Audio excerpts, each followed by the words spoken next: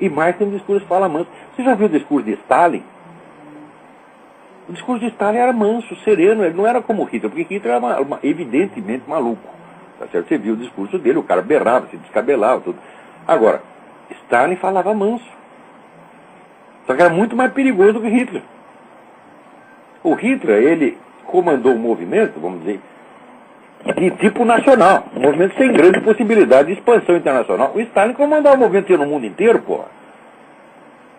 Né? E além disso, o Stalin foi o sujeito que montou, ele mesmo, né, criou a Força Armada da Alemanha. Se não fosse ele, não tinha guerra. Quer dizer, ele manipulou o Hitler o tempo todo.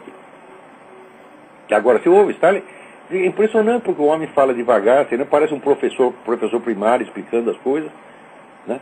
Então essa imagem exterior, vamos dizer, de equilíbrio, o brasileiro gosta muito disso, né?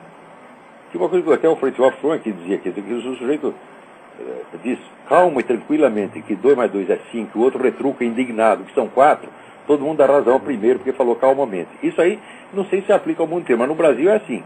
No Brasil tem que fingir educação. Na hora, por exemplo, que o Lula chega lá e diz que a Farc tem que ser premiada, tá certo? Com cargos de senador, deputado, tá certo? Por causa desses 30 mil homicídios, ele fala isso mansamente. Agora, se eu fico indignado, mando o sujeito tomar no cu, eu sou o sujeito brutal, eu sou o assassino, eu sou o genocida.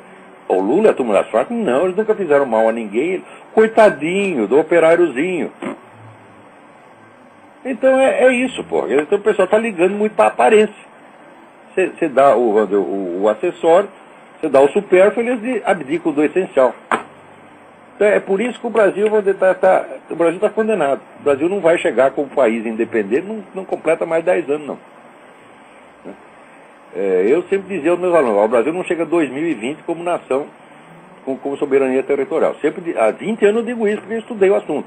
Agora está mais que se confirmando.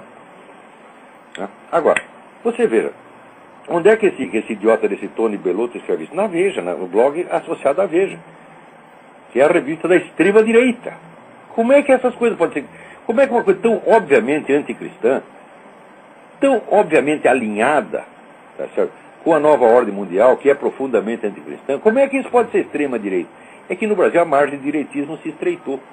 Você vê, no tempo da ditadura, você não podia falar muito da política, então você falava do quê? Da economia, e você denunciava casos de corrupção.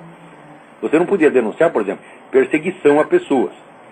Né? Se você escreveu a notícia assim, olha, ontem de madrugada, né, os soldados entraram na casa do seu fulano, levaram ele preso sem mandado judicial. Essa notícia não podia.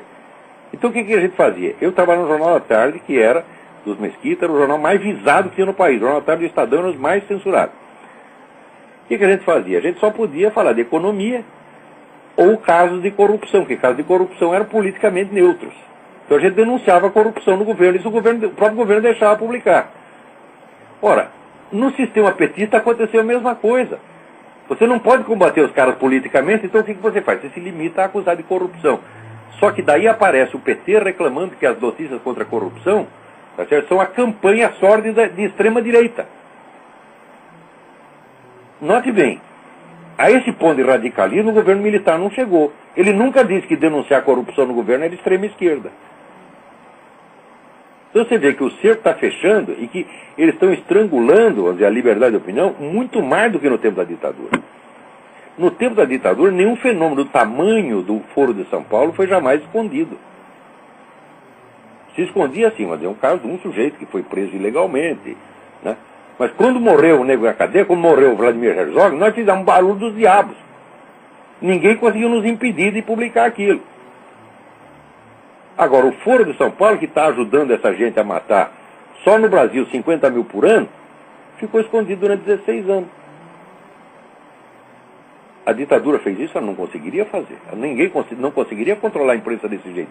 Ninguém pode controlar a imprensa sem a ajuda de quem está lá dentro. Quer dizer que os censores agora estão dentro das redações, eles dominam as redações por dentro. Quer dizer, isso está acontecendo e todo mundo está vendo isso. Esses cardeais estão vendo isso, né? Aí os grão-mestres maçons, você vê essa gente, você vê cardeal, aquela gente pomposa, grão-mestre maçom com aqueles aventais, né? Os generais com as suas medalhas, etc. Isso é um bando de boiola, vocês não são de nada, todos vocês somados não são de nada. Chega aí qualquer cara do MST, dá um grito e vocês tudo batem continência. Sim, senhor, sim, senhor. Vocês não são de nada. E dito isto, acabamos o nosso programa. Louvado seja o nosso Senhor Jesus Cristo. Até a semana que vem.